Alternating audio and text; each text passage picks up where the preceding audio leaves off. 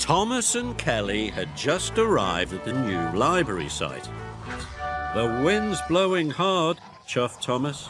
"Too hard," frowned Kelly. "Strong winds are dangerous for a crane." The wind was blowing so hard that Jack and his friends could hardly get their work done. Kelly's crane arm didn't like the wind. Uh-oh, this is bad. "Look out!" cried Jack, but it was too late. "Are you all right?" chuffed Thomas. "I think so, but is anyone else hurt?" "No," said Jack. "But you've demolished the shed." Soon, Kelly was back on Thomas's low loader. "I'm sorry, Miss Jenny," said Kelly. "Wasn't your fault, Kelly," said Miss Jenny. "We'll get you back to the yard so those repairmen can look at those wheels." "I'm glad it's only your wheels," said Thomas. "Me too," said Kelly, but he was worried. What if he fell over again and hurt someone?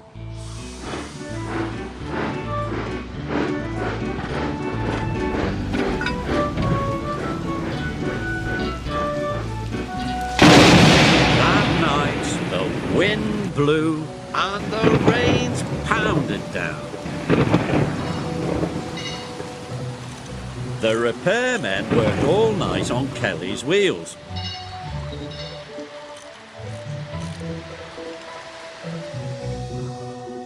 The next morning, the sheds were empty. Everyone had gone to work except Kelly.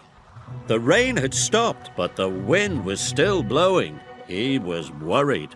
Then Miss Jenny came to the sheds with urgent news. "Elizabeth has come off the road at the quarry bridge. We must rescue her at once." Kelly was still afraid he might fall over and hurt someone. "Can't you send someone else?" he asked. "Kelly, there is no one else. Elizabeth is in trouble," said Miss Jenny, "and we must rescue her." Elizabeth was scared. She didn't like teetering on the edge of the road like a seesaw. Soon, Kelly and Miss Jenny arrived. "Elizabeth, are you all right?" asked Miss Jenny. "I think so," answered Elizabeth. Kelly had to remove the piano first. The wind blew and the piano swayed. "Oh dear, be careful." Soon Kelly lowered the piano safely onto the ground.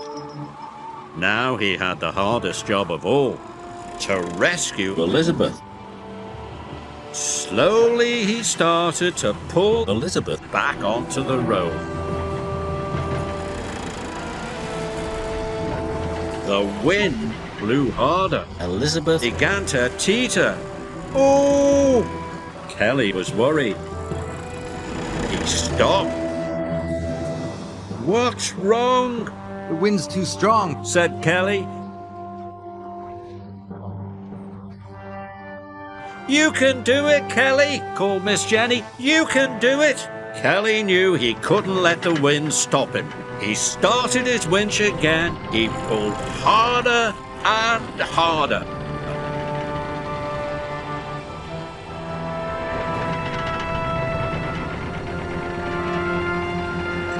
"Oh, mind my paint!" the cheeky truck cried. Elizabeth was finally back on the road. Phew. "Well done, Kelly," said Miss Jenny. "Well done." "Oh, thank you," said Elizabeth. At last, Kelly had his courage back. Elizabeth was on her way again, and Thomas could see that Kelly was happy.